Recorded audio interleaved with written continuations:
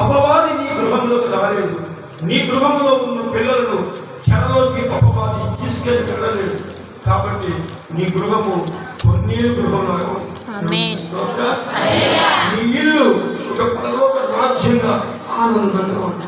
ఇలాంటి జీవితం కావాలంటే భార్యాభర్తలు నేను చెప్తున్నాగా 2026 సంవత్సరం మీ ఇంట్లో నీ భార్య ప్రార్థన చెప్పిన కాసేపు నాకు చేపట్టుకో, ఇద్దరం మోకరిస్తామని చెప్పి మోకాలు వేసి ఒక 10 నిమిషాలు ఒక పావు గంట నీకు ఓపుకున్నంతసేపు ప్రార్థించి దేవుని స్తుతించి ప్రార్థించి 2 చేతులు పైకెత్తి ప్రార్థించి నీకు కన్నీళ్ళు అవ్వడానికి కారణమైన వాడు కూడా నీ కన్నీళ్లు తుడుస్తాడు.